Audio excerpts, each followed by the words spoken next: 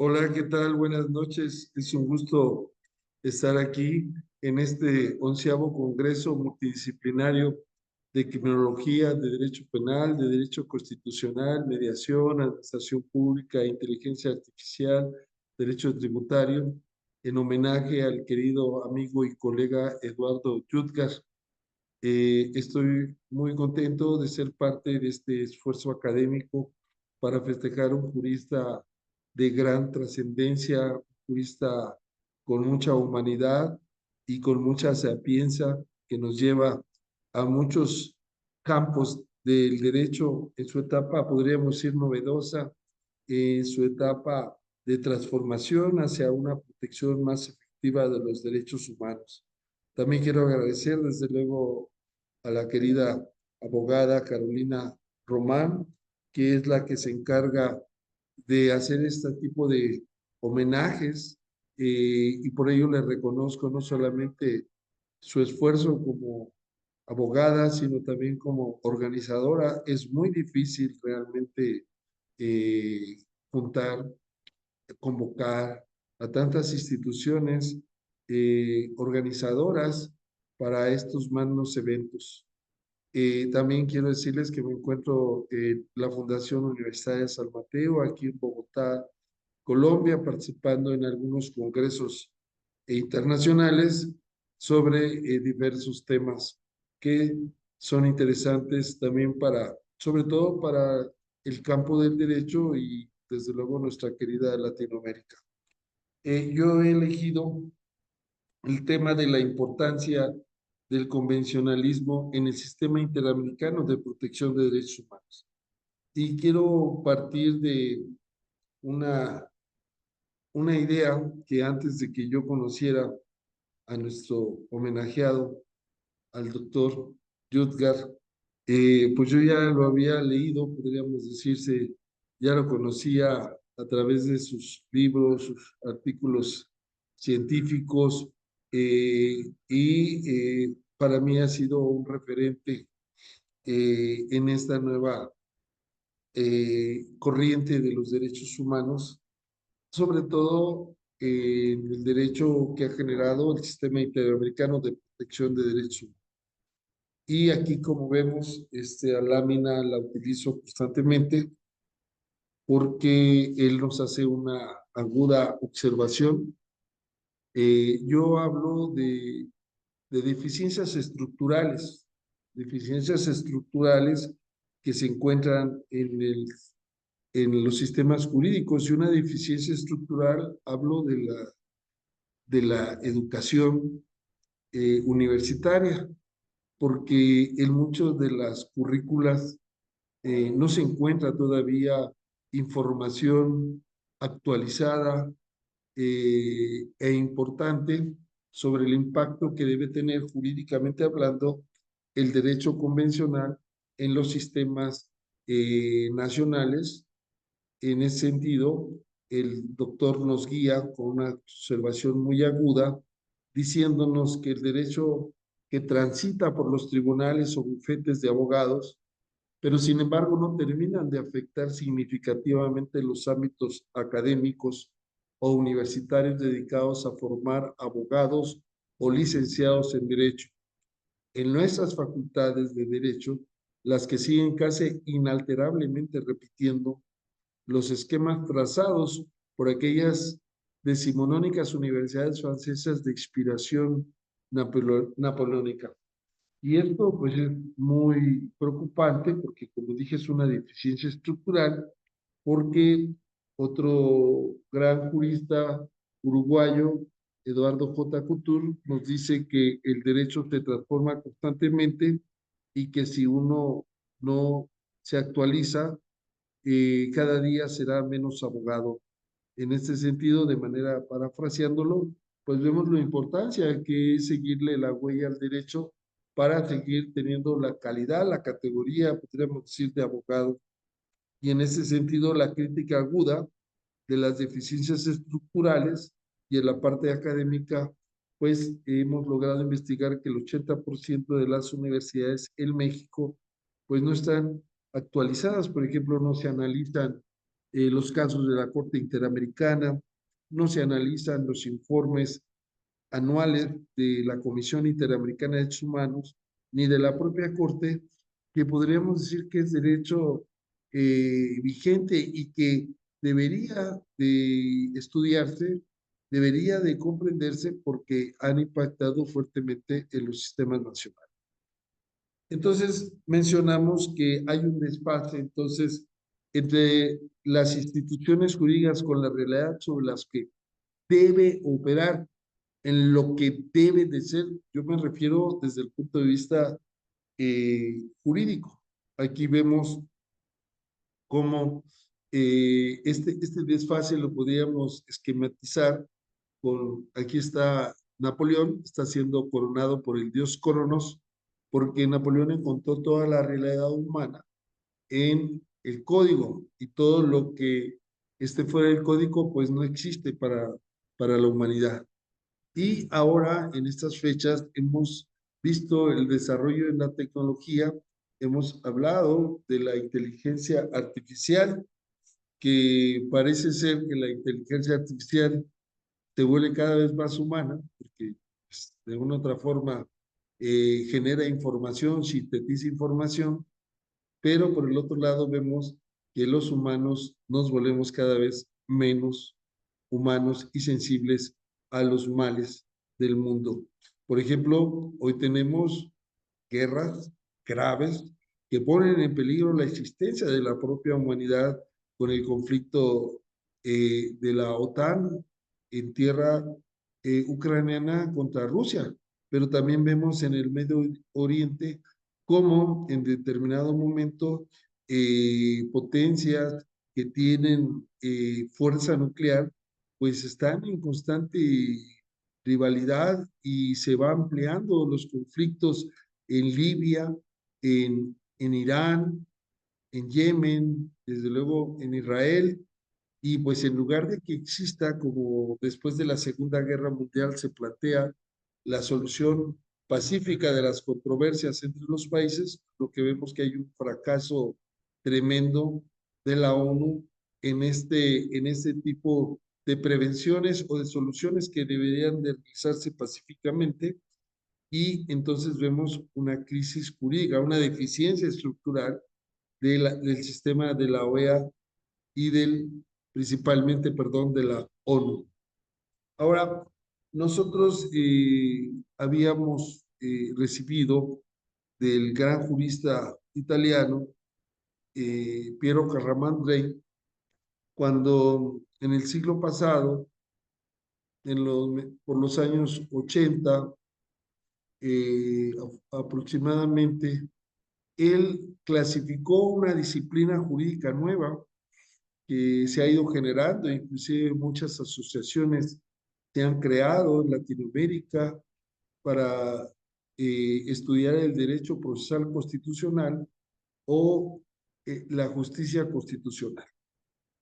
Y partiendo de esta clasificación que nos da Mauro Capelletti, en el cual el derecho procesal constitucional lo divide en jurisdicción constitucional de la libertad, jurisdicción constitucional orgánica y en la jurisdicción constitucional transnacional.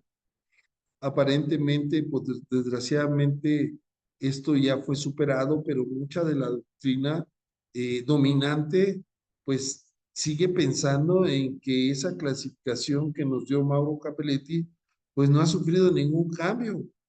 Y vamos a demostrar en esta charla que pues están equivocados.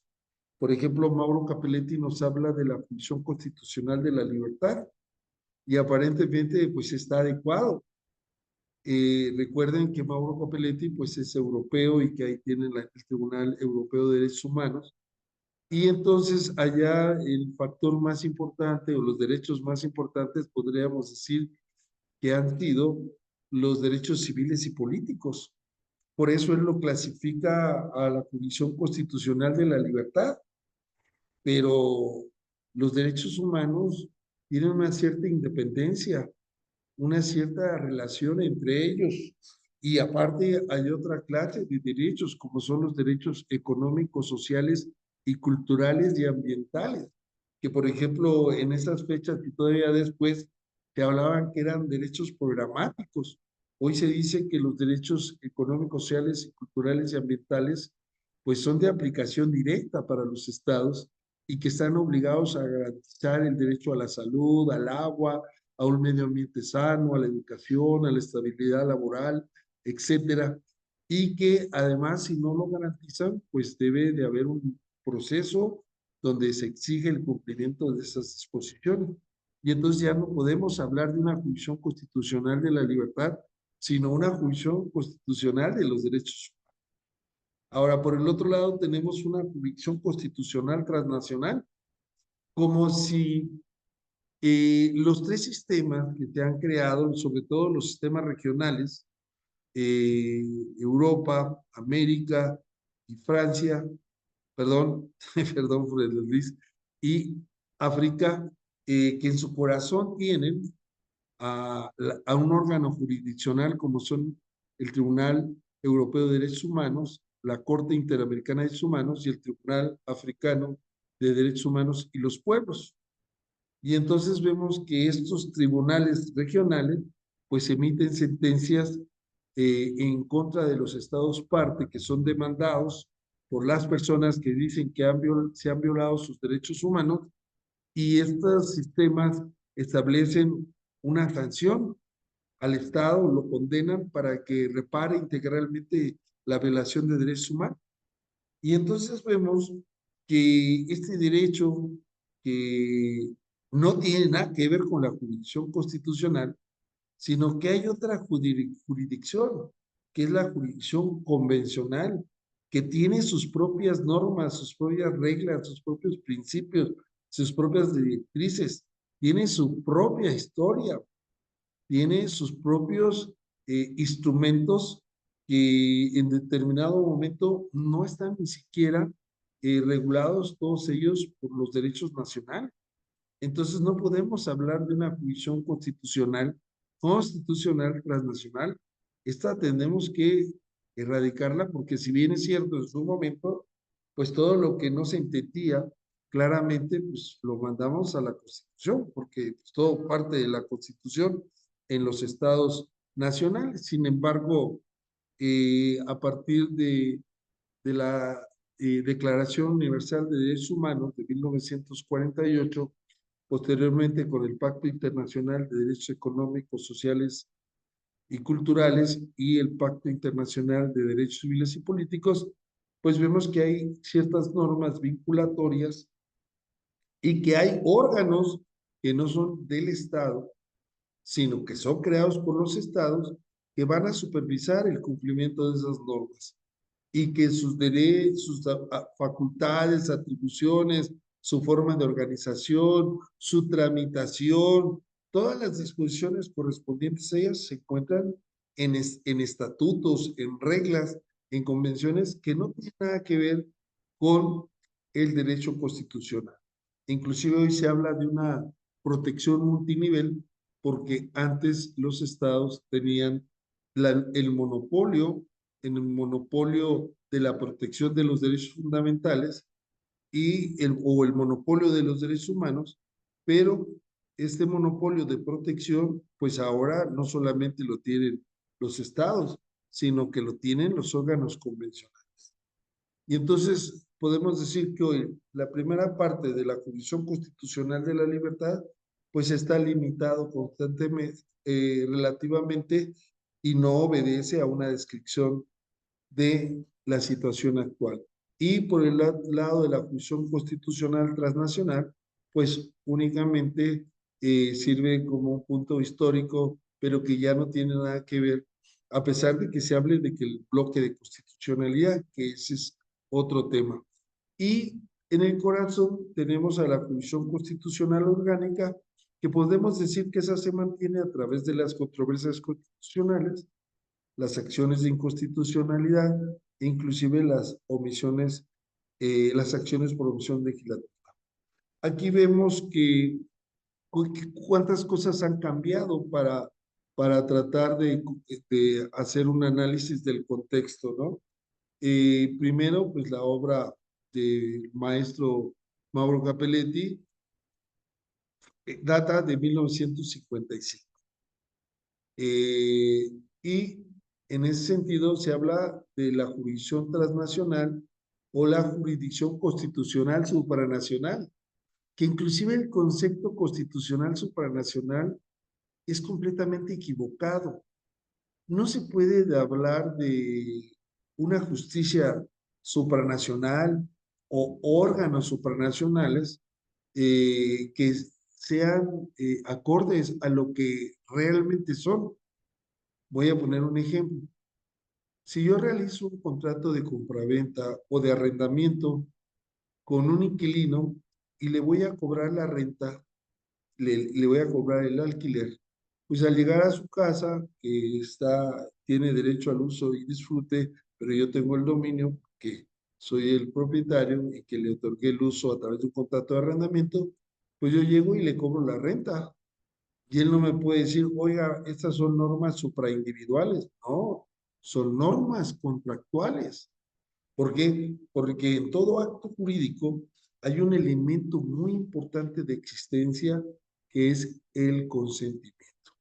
Y cuando los estados otorgan su consentimiento al suscribir tratados internacionales, están creando normas convencionales, normas que nacen de los tratados, donde libre y soberanamente los estados firman. Y decir supranacional es como poner por encima estas normas del Estado. Y estas normas son parte del Estado. Y entonces, ese es el problema, porque al hablar de supranacionalidad, obviamente estamos como sometiendo al ente a la soberanía de los estados, y esto no es cierto. El firmar tratados internacionales es un ejercicio soberano de los estados. Tan es así que, por ejemplo, en el caso de Venezuela, desgraciadamente, denunció, es decir, se separó de la Convención Americana de Derechos Humanos y ya no acepta la jurisdicción de la Corte Interamericana, y lo hizo voluntariamente, simplemente decidió denunciarla, hizo el procedimiento y hoy no son parte del sistema interamericano. Entonces, ¿de qué depende de que sean parte o no de estos sistemas regionales? Pues de la voluntad. Ahora, vamos a seguir viendo lo que ha pasado para ejemplificar que no podemos regular lo que antes estaba en las descripciones de los doctrinarios con lo que es ahora. Por ejemplo, la primera sentencia de la Corte Interamericana es del 29 de julio de 1988. Es posterior a lo que nos dice Mauro Capelletti. Ya se cayó el muro de Berlín, afortunadamente, en 1989. El fin de la URSS en 1991. Y en el caso de México y también de Brasil, aceptan la jurisdicción de la Corte Interamericana en 1998. Es decir, este derecho surge posterior a la descripción que hace Mauro Capelletti. Entonces no podemos llevarnos por algo descrito por alguien que ni siquiera sabía el alcance de lo que se iba a desarrollar este derecho. Y no es que Mauro Capelletti se haya equivocado, claro que no se equivocó. Lo que pasa es que estos parámetros pues no son los actuales. Ahora hay otras disposiciones, otros órganos que afortunadamente han crecido. Yo quiero, y con este ejemplo de las láminas, ver cómo ha ido cambiando y evolucionando, por ejemplo, el teléfono celular, inclusive las computadoras, para que veamos todo lo que ha pasado, pero sin embargo, desgraciadamente, como el derecho es un producto cultural y muchas veces las universidades, a través de los libros clásicos, que son importantes conocer, es obvio, pero mucha de la educación del abogado es muy dogmática. Es a base de teorías que en determinado momento como esta, que no sustentan lo que existe actualmente. Aquí vemos, por ejemplo, en el caso del sistema interamericano, cómo la Corte Interamericana de Derechos Humanos empezó a crear en la Convención derechos autónomos de los DESCA. ¿Por qué? porque desgraciadamente esa separación que nació de la Guerra Fría, porque ahora la guerra está fría y caliente, entre los dos polos, podríamos llamarlo, el occidental y el ruso actualmente, hacen que hayan inclusive separado en su momento lo que dije, el Pacto Internacional de Derechos Civiles y Políticos y el Pacto de Derechos Económicos, Sociales y Culturales. Porque el derecho de las libertades, pues le interesaba principalmente a los países occidentales, porque en la mayoría tenían ya garantizado, podríamos decir, la alimentación, la educación, por el nivel de desarrollo. Pero sin embargo, algunos países, sobre todo de África, Latinoamérica, pues tenemos que estar exigiendo al Estado que cumpla con los derechos económicos, sociales y culturales. Y eso se refleja también en la Convención, porque los dos artículos primeros de la Convención Americana sobre Derechos Humanos, el 1 y el 2, hablan de disposiciones generales. Sin embargo, del artículo tercero al 25, pues se habla únicamente de derechos civiles y políticos. El derecho a la igualdad, el derecho a la propiedad, el derecho a la libertad personal, el derecho al patrimonio, el derecho al honor, el derecho de reunión, el derecho al debido proceso, pero no se habla más que en un solo artículo, que es el 26 de los derechos civiles, digo, de los derechos económicos, sociales y culturales. Y es así que la Corte, a través de sus sentencias, y empezó en el año 2017, es decir, fíjense, es reciente, no tiene más que 7 años, ¿no? Que la primera sentencia que interpretó el artículo 26 dice que protege el artículo 26, a pesar de que literalmente no lo dice, eh, la estabilidad laboral, es decir, un derecho social. Posteriormente, en el 2018, en el caso Poblete Vilchis versus Chile, habla del derecho a la salud como un derecho autónomo, garantizado y protegido por el artículo 26, que tampoco literalmente lo dice. En el caso Muelle Flores versus Perú de 2019, la Corte, interpretando nuevamente el artículo 26, habla del derecho autónomo a la seguridad social. Y después, en este caso tan importante de comunidades indígenas, miembros de Asociación Laca Jonás, Nuestra Tierra versus Argentina, en el 2020, establece varios derechos que son protegidos por el artículo 26. El derecho a la identidad cultural, el derecho por primera vez a un medio ambiente sano, el derecho a la alimentación, el derecho al agua y también el derecho a la identidad cultural. Posteriormente, nuevamente en el caso Benítez Cabrera y otros, Perú habla nuevamente del artículo 26 relacionado con la obligación de respetar y garantizar derechos previstos en la convención, en los cuales prácticamente pues es el derecho a el derecho a la estabilidad laboral, porque en este caso fueron cesados 184 trabajadores del Congreso de la República en el año de 1992. Y un caso reciente, muy interesante, es el caso Habitantes de la Oraya, Oraya versus Perú, que es del 2023, del año pasado. Porque a pesar de que ya había la Corte interpretado el derecho a un medio ambiente sano, en, en esta sentencia vincula tanto el derecho a la salud como el derecho al medio ambiente. Pero aquí lo interesante es que se trata de una empresa que fue pública, luego privada, que explotaba la minería a cielo abierto y ha causado muchos daños a las personas en su salud, inclusive el derecho a la vida, porque han generado alteraciones a la salud, inclusive ha provocado la muerte y han tenido algunos plomo en la sangre. Y entonces es muy interesante porque este caso habla de las obligaciones que tienen las empresas, en este caso, para garantizar estos derechos de la salud y medio ambiente sano.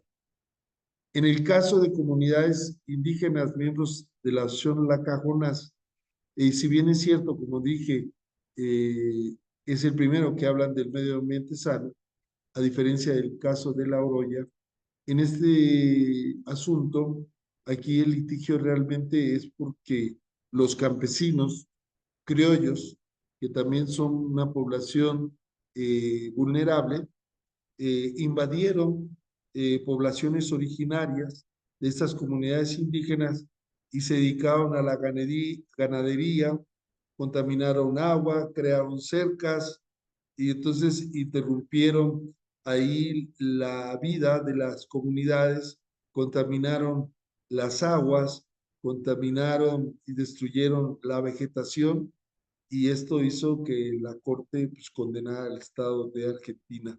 Y aquí es interesante porque en este caso las partes prácticamente pues son poblaciones vulnerables.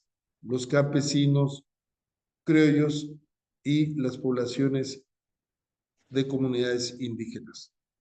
Bueno, hasta aquí vemos que regresando a esta clasificación, pues ya vemos que hay casos que son de derechos económicos, sociales y culturales, y que como la jurisprudencia de la Corte Interamericana es obligatoria para los 20 países parte que aceptan la jurisdicción, pues automáticamente hablamos de una jurisdicción constitucional de los derechos humanos y no únicamente limitada a la libertad.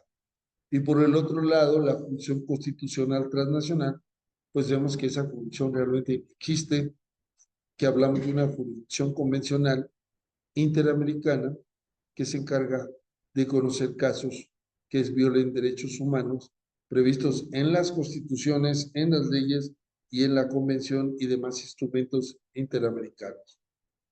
Ahora, es importante eh, que toda área,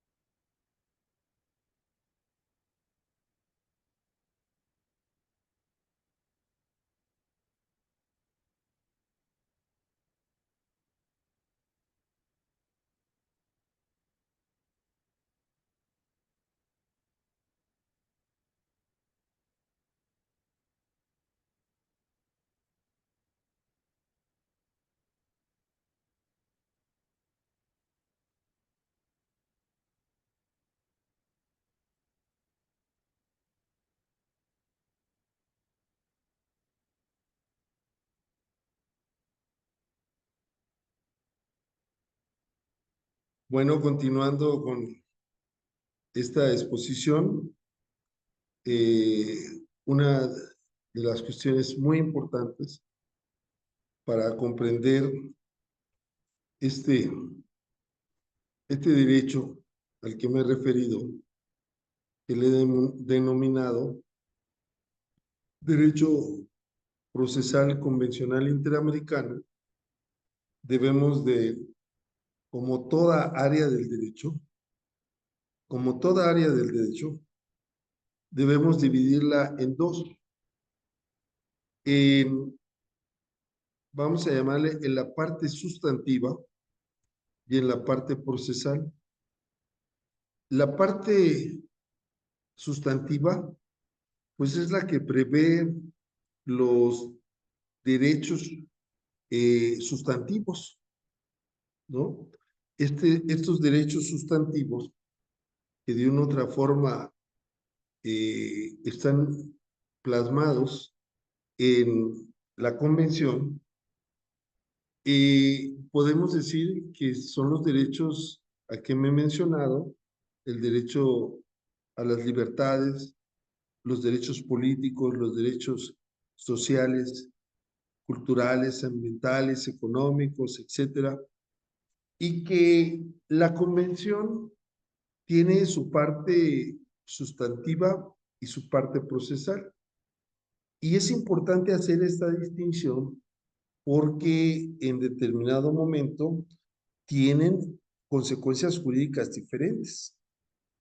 Por ejemplo, en el derecho sustantivo convencional interamericano, vemos que estos derechos humanos son invasivos. ¿Por qué digo invasivos?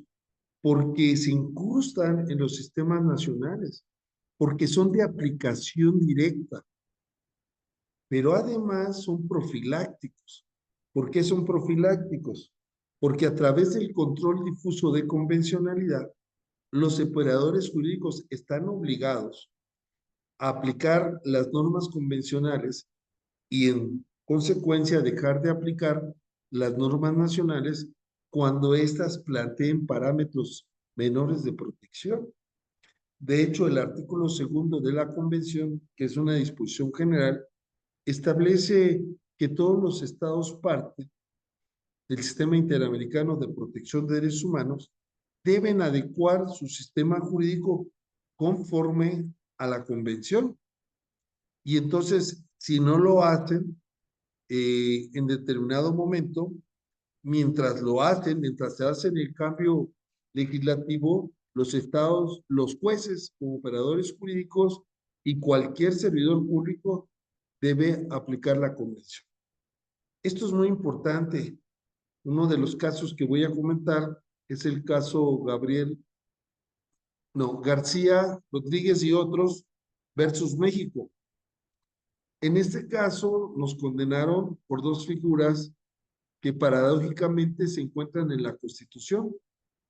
Y se encuentran en la Constitución y podríamos decir en el capítulo de derechos humanos, lo cual es algo pues raro porque pues supuestamente ahí están los derechos humanos y ahí vemos que hay dos figuras que es el arraigo penal y la prisión preventiva oficiosa que violan derechos humanos y por eso la Corte Interamericana nos ha condenado en dos ocasiones. Y en la misma sentencia dice en el párrafo 303 que mientras no se haga la reforma a la Constitución en el artículo 16 y 19 respectivamente, pues los jueces no deben aplicar ni el arraigo ni la prisión preventiva oficiosa, puesto que son inconvencionales. Y entonces ahí es donde vemos que ese derecho sustantivo, que es el derecho a la libertad personal convencional, pues viene a incrustarse en el sistema jurídico mexicano y le viene a decir a los operadores jurídicos, oye, está bien que esté ahí mientras no se haga la reforma a la Constitución y a las leyes secundarias, no lo apliques. Entonces, ese es el derecho sustantivo convencional. Ahora, por el otro lado, tenemos al derecho procesal, que principalmente tiene un requisito de procedencia, que ese requisito de procedencia es que para acceder al sistema interamericano, previamente se deben agotar todos los medios de defensa nacionales, con lo cual el sistema es subsidiario, es decir, se les da la oportunidad en primera instancia a los jueces nacionales, a las jurisdicciones nacionales, para que protejan de manera eficaz los derechos humanos. Pero si no lo hacen, podrán las víctimas o posibles víctimas concurrir al Sistema Interamericano de Protección de Derechos Humanos. Entonces, tiene dos características, es subsidiario y es complementario. Y entonces, fíjense bien, por favor, para comprender este derecho, vemos que tienen dos consecuencias diferentes. Si hablamos de derecho convencional interamericano sustantivo, es invasivo y profiláctico. Pero si hablamos del derecho procesal convencional interamericano, vemos que es subsidiario y complementario. Bueno, este derecho, ¿qué ha venido a hacer? Prácticamente viene, podríamos decir, a cumplir de manera más eficaz con las finalidades del constitucionalismo. Recordemos que el constitucionalismo surge principalmente por controlar el poder y crear normas, derechos fundamentales y que son protegidos por los propios órganos constitucionales para que no se vulneren estos derechos. Sin embargo, pues vemos que los sistemas nacionales son los principales violadores de derechos humanos. Y entonces requiere como un relevo instrumental, un apoyo que venga a fortalecer al derecho constitucional que podremos decir está plagado de dogmas y que se ha quedado en muchos dogmas que no permiten un desarrollo importante. Por ejemplo, todos ahora sabemos que hay una diferencia entre lo que se le llama reglas y principios. Las reglas se aplican siempre de una forma, solo de una forma. Y básicamente se aplican a través de la inferencia. Es un resultado lógico. Si una persona no asiste a trabajar, tiene falta y no se le paga su salario. Si una persona comete un delito, pues tiene una sanción, previo juicio.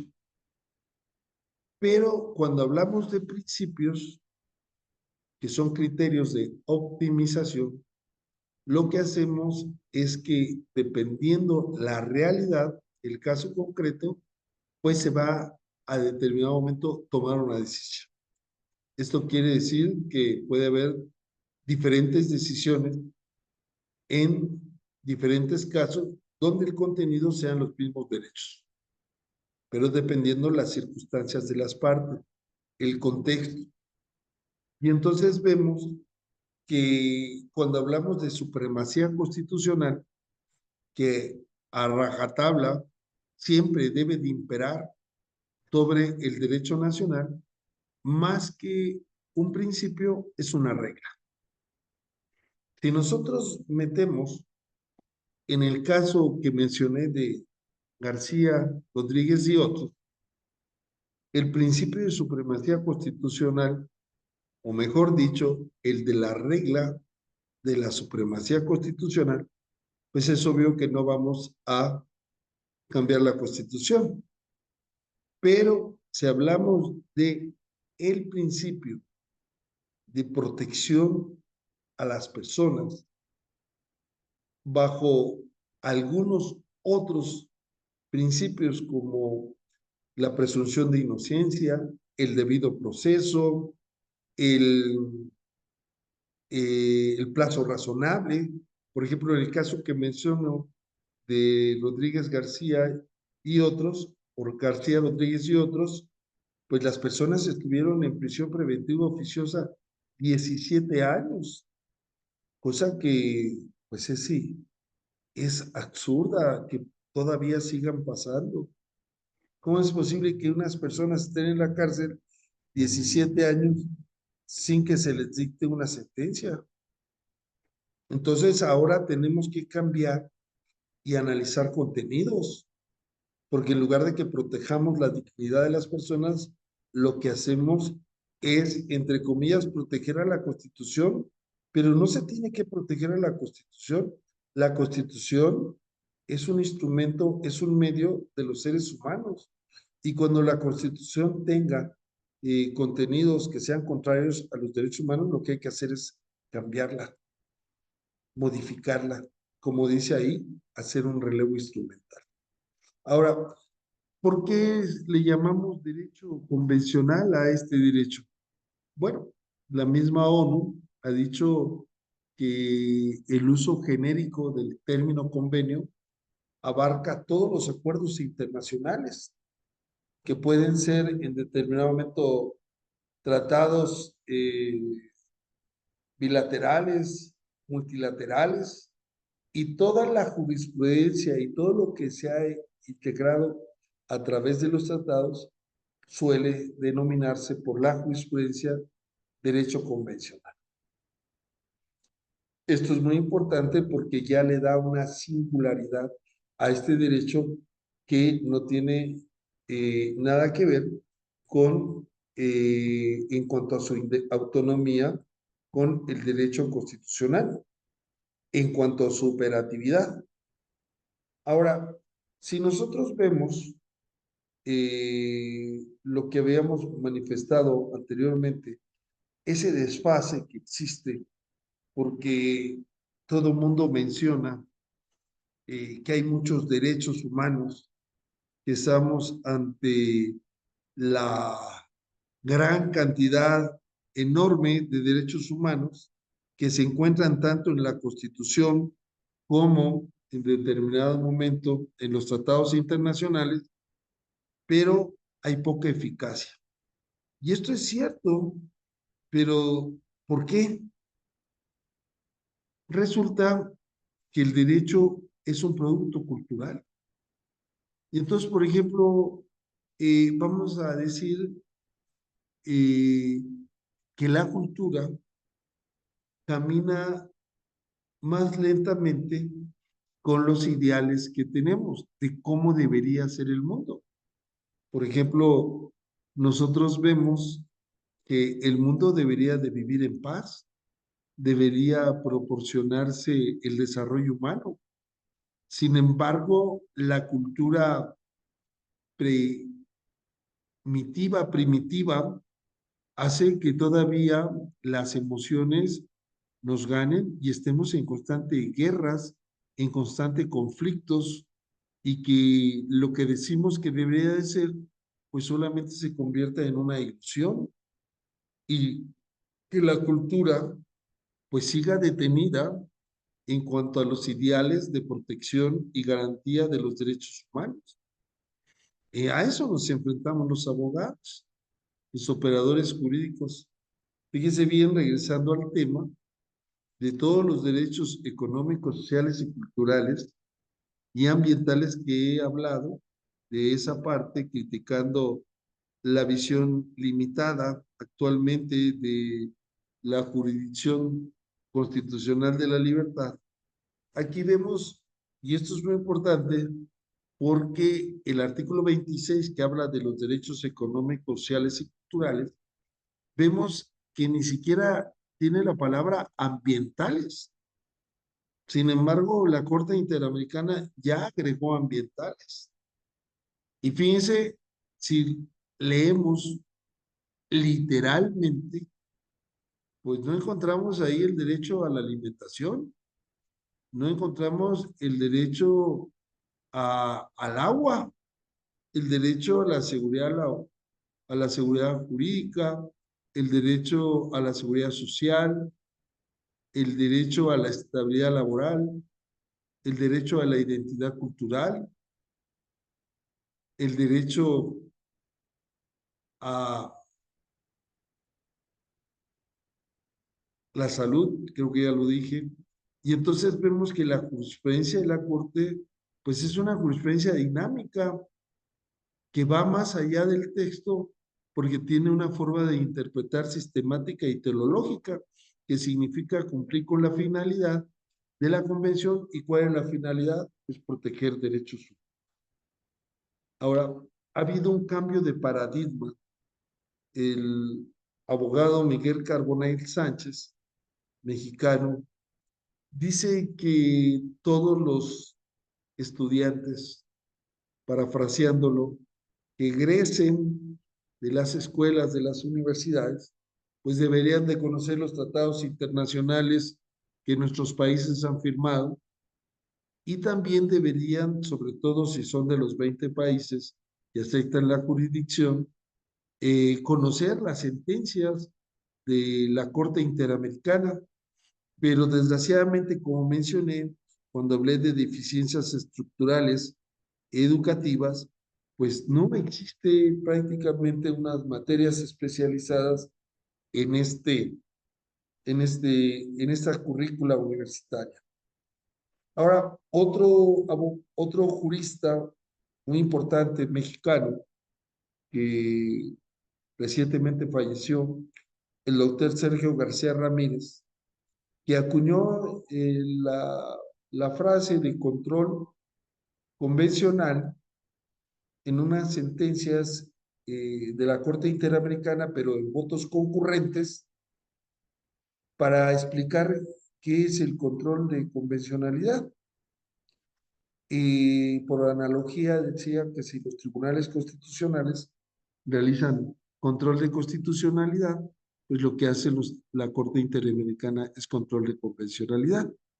Y entonces el hecho de formar parte del sistema interamericano para México, de acuerdo con el doctor Sergio García Ramírez, eh, es un giro o representó un giro, representa en la cultura jurídica mexicana y la compara con épocas demasiado importantes en la vida del país, como la independencia de España, inclusive la expedición de las reformas entre la separación de la Iglesia y el Estado, y desde luego la proclamación de la Constitución que nos rige, que es producto de una revolución, la de 1917, y entonces representa un cambio cualitativo importante para el sistema jurídico mexicano. Y es obvio que, como también he manifestado, no todas las universidades eh, están abordando estos temas como lo debieran hacer, desde luego, las universidades donde se estudia principalmente derecho, pero el derecho, los derechos humanos, perdón, también pueden analizarse en carreras como antropología, en filosofía, en sociología, etcétera. Pero no se está haciendo. Y entonces eso es un desfase que inclusive en alguna sentencia del caso García Cruz y Sánchez Silvestre contra los Estados Unidos mexicanos desde 2013, la Corte nos condenó a que la Suprema Corte de Justicia de la Nación realizara un seminario con expertos para debatir la aplicación de la doctrina de la inmediatez procesal. Porque resulta que en México, pues los órganos de la ONU nos han dicho que hay una práctica generalizada de la tortura, hay una práctica generalizada de la desaparición de personas, y entonces es necesario que se apliquen parámetros convencionales que protejan a las personas. Yo recuerdo que en una ocasión, ya tiene tiempo, le pregunté a un magistrado que si él aplicaba control de convencionalidad. Desde luego fue posterior a la sentencia del caso Radilla Pacheco versus México, en la cual nos condenó la Corte, entre otras cosas, a que ejerciéramos un control difuso de convencional. Estoy hablando del 2009. Pasaron 4 años y nos ordenan capacitar. Y de manera posterior yo le platico a un magistrado si ellos aplican control de convencionalidad y me dice que no. Y le digo, ¿por qué? Y me dice, porque no conocemos la convención y menos los casos y la jurisprudencia de la Corte Interamericana. Y entonces, ¿qué sucede? Pues que lo que se necesita es educación, educación y más educación. Y esto nos lleva también a que la educación nos permite generar una garantía de no repetición, porque si los operadores jurídicos son empáticos en proteger los derechos humanos de las personas, pues es obvio que van a actuar diferente, así se dedican únicamente a tratar con normas y olvidar el contexto. Y esto nos lleva también a que muchas veces aceptamos las definiciones que se dicen y que a veces no las analizamos. Por ejemplo, se dice que los derechos humanos son todos aquellos que tienen todas las personas por el hecho de ser seres humanos. Y eso es cierto. Pero los verdaderos violadores de derechos humanos son los propios seres humanos, que no solamente transgreden a los otros seres humanos, a sus semejantes, sino a los demás seres vivos, pero no solamente a los demás seres vivos, sino también a la tierra.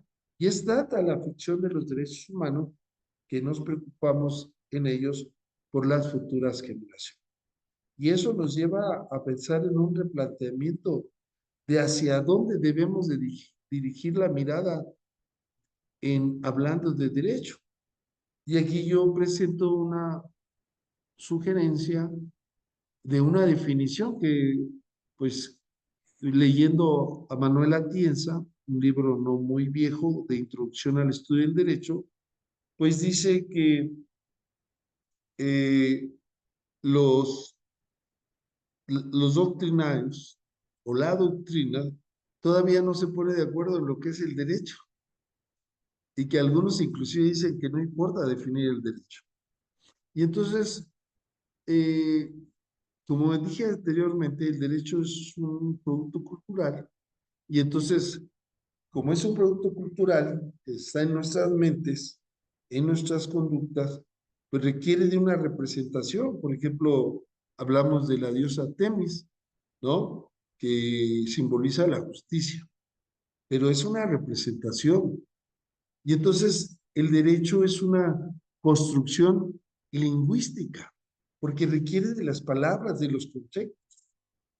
Es necesario para una convivencia armónica humana, consigo mismo, con sus semejantes y con el medio ambiente.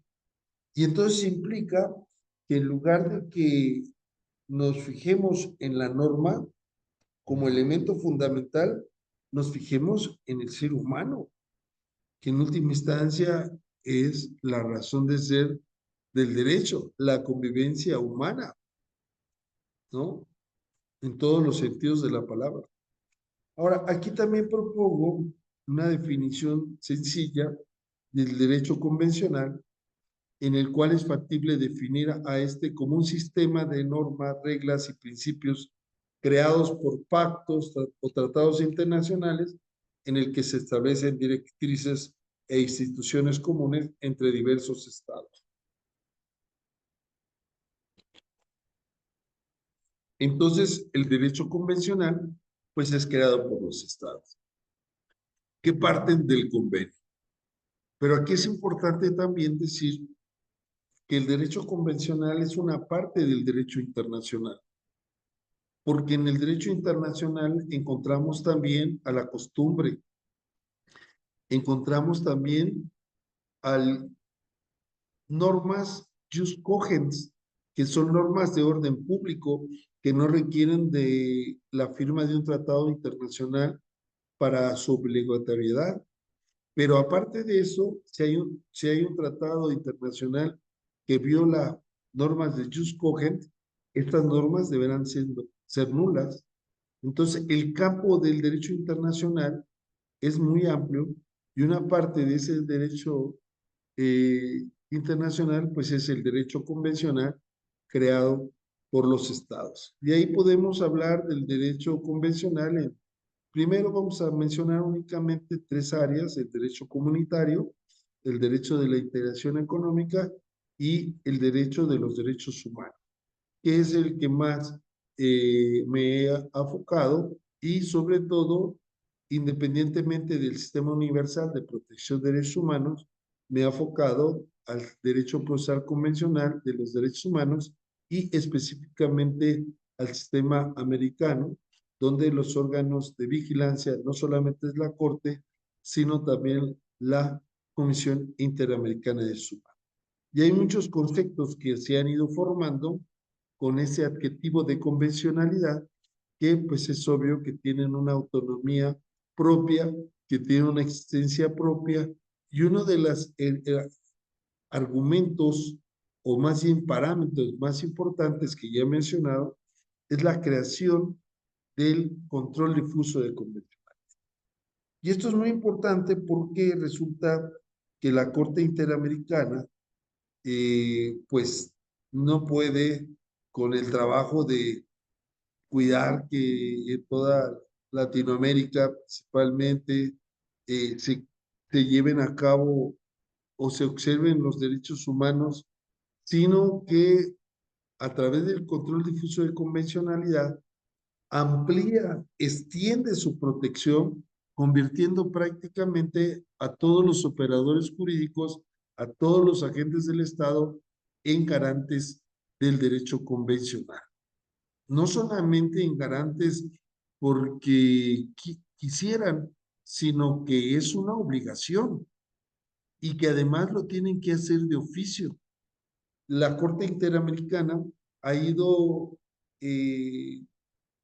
generando una evolución, una expansión, que podemos decir que en el 2003 el concepto nace con lo que mencioné de Sergio García Ramírez en una sentencia en el cual puso en el voto concurrente, explicó el concepto de control de convencionalidad. Este se da en un caso contra Guatemala. Posteriormente, en el 2006, es el nacimiento porque de manera plenaria crea como obligación el control difuso de convencionalidad para todos los estados partes. A partir de ese momento, no solamente la Corte hace control de convencionalidad, sino todos los jueces. Después hay un crecimiento importante porque se incluye en un caso Cabrera Montiel versus México, que no solamente los jueces, sino todos aquellos órganos que fueran jurisdiccionales, a pesar de que no pertenecieran al poder judicial, sino que estuvieran en el ejecutivo o legislativo o fueran autónomos, tenían que observar el control difuso de convencionalidad. Y después en el caso Hellman versus Uruguay en el 2011, se expande más hacia todas las autoridades. Y entonces ahí hay un desarrollo importante. Y finalmente en el 2023, en el multicaso citado versus México, en el cual pues el control difuso de convencionalidad, podría decirse, se hacía y se discutía, sobre todo cuando se habla de la jerarquía entre los tratados internacionales y la Constitución, que realmente para mí es una pérdida de tiempo porque hay un principio importante tanto en las constituciones como en la convención, que es el principio pro homine, y que no hay una jerarquía, sino que depende del caso concreto cuál de los catálogos que contengan derechos humanos van a aplicarse. Esto puede estar en el Tratado Internacional, en la Constitución o en alguna ley. Y aquí lo interesante del caso, que hay una expansión, es que dice que el control de convencionalidad se debe hacer a normas tanto de naturaleza constitucional como de naturaleza legal. Entonces, el control de convencionalidad es un instrumento importante para adecuar las disposiciones de que tenemos en nuestros países que sean contrarias a la Convención. Ahora, se ha dicho mucho que, regresando a Mauro Capelletti y al derecho constitucional transnacional, pues aquí vemos que en un caso del Tribunal Constitucional versus Perú, aquí lo que hizo la Corte fue proteger, vamos a decirle así, y garantizar la independencia y autonomía de este Tribunal Constitucional, ordenando restituir a los magistrados del tribunal que habían sido sustituidos y en el cual se determinó que se violaba la garantía esencial de la independencia y autonomía del Tribunal Constitucional. Es decir, el derecho convencional, inclusive, como dije hace rato, es coadyuvante, viene a proteger a los órganos constitucionales y, desde luego, a las constituciones nacionales cuando no son contrarias a la Constitución. Una de las críticas que se hace mucho es que el sistema interamericano, pues a veces se tarda mucho en resolver, y es cierto. Pero miren este caso, es un caso también contra Perú, que es el caso Muelle Flores, el del 2019, en el cual se tenía una sentencia del Tribunal Constitucional, inclusive de la Corte Suprema, en el cual se le había otorgado al señor Muelle Flores el derecho a la seguridad social. Sin embargo, llevaba, como he dicho, 24 años y no se cumplía con la sentencia. Tuvo que llegar el caso ante la Corte Interamericana y determinar que se había violado el plazo razonable y, en ese sentido, otorgarle la jubilación al señor Muelle Flores. Bueno, pues aquí vemos la importancia del derecho convencional, el impacto que ha tenido en muchos de los derechos que han sido cuestionados en la aplicación cuando se llega al sistema interamericano, y cómo poco a poco pues van creando parámetros, se van expandiendo para proteger los derechos humanos. Pues hasta aquí me quedo. Quiero realmente reconocer la labor del doctor Eduardo Tutgar, un merecido homenaje, y sobre todo también a la abogada Carolina Ramón, que permite que estos homenajes se hagan en vida. Así que mando un fuerte abrazo y mi agradecimiento por ser parte de este homenaje hasta Santiago del Estero, hasta Ecuador, a mis queridos colegas y amigos, y les deseo lo mejor siempre y espero verlos en otra ocasión con estos temas tan interesantes, y estaré pendiente por cualquier situación. Hasta pronto, que estén bien.